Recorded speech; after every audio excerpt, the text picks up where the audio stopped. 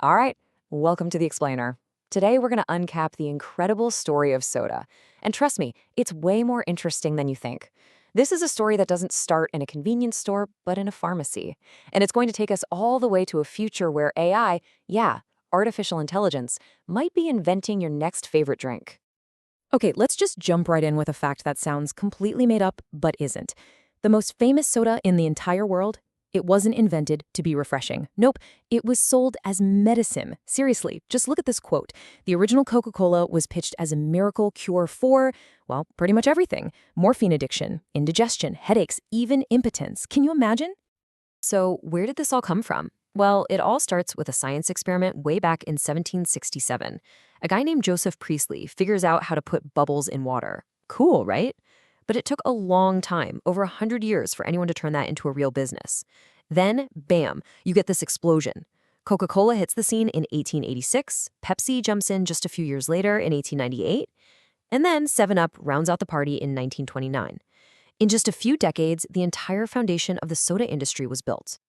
So the big question is, how on earth did these pharmacy tonics become this massive half-trillion-dollar global phenomenon? Well, it's an amazing story about how a simple cure accidentally became a cornerstone of our culture.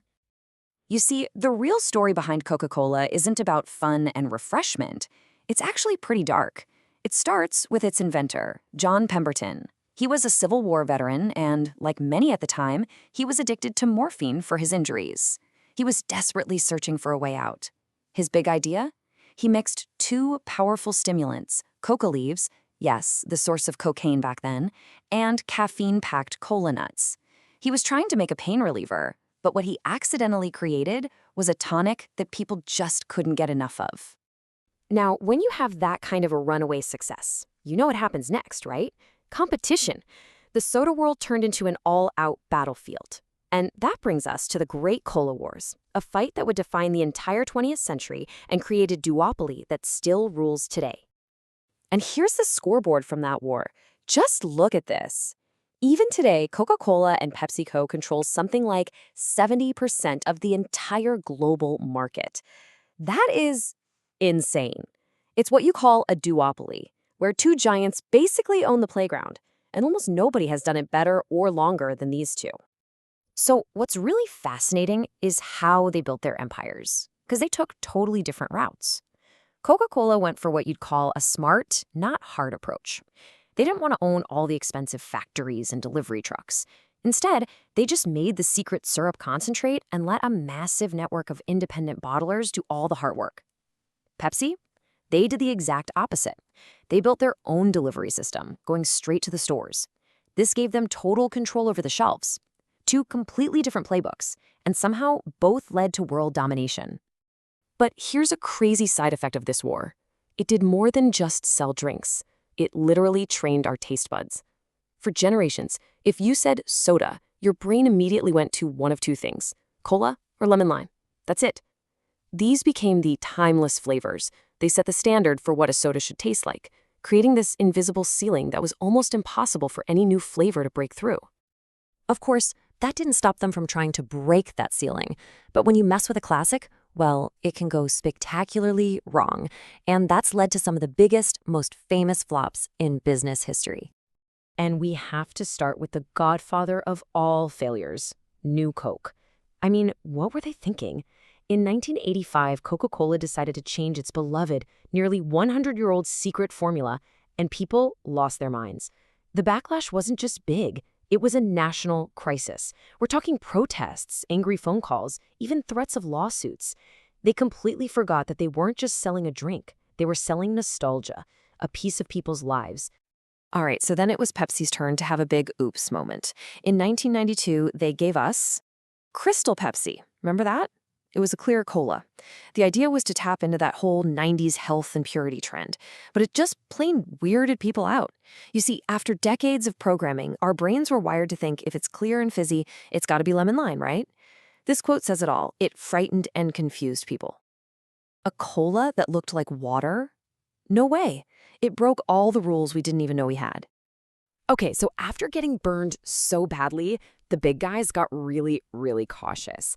And that fear, that's what created the opening. It paved the way for a whole new generation of smaller, braver brands to come in and shake everything up. Welcome to the craft soda revolution. And are people ready for it? Oh, yeah. Get this. Sales of traditional sodas have been going down for almost 2 decades straight. Meanwhile, the craft soda market is absolutely exploding. We're talking more than 100% growth year over year in some places.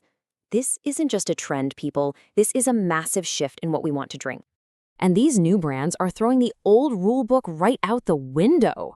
Just look at some of these flavors. We're not talking about cherry cola here. We're talking spicy jalapeno, savory miso, floral lavender.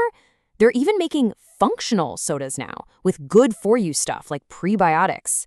I mean, green bean casserole soda? It's a real thing. This is a completely different universe from what we grew up with. So all of this brings us to a really interesting question.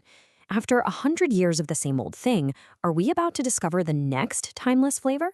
And if we are, where's it going to come from? Well, you might be surprised to hear the answer is technology. What's really driving this whole revolution is a new idea called flavor escapism. Think about it. Especially for younger generations, a drink isn't just a drink anymore. It has to be an experience. People want something that's adventurous, that's exciting, something that maybe even tells a story. It's about finding something that feels both new and comforting at the same time. And this is where things get really futuristic. AI is stepping into the kitchen. So how does it work? First, the AI sifts through just massive amounts of data on flavor chemicals and sensory info. Then, using all that data, it starts to predict brand new flavor combinations, stuff a human chef might never dream of. And finally, it speeds up the whole process of testing and creating these new flavors from years or months down to just a matter of weeks. It's absolutely a game changer. And it's not just AI. There's this other mind-blowing technology called precision fermentation. Basically, scientists are using tiny microorganisms like yeast as little factories to produce rare and natural ingredients. So imagine a flavor from a super rare fruit that you can only find on one remote island.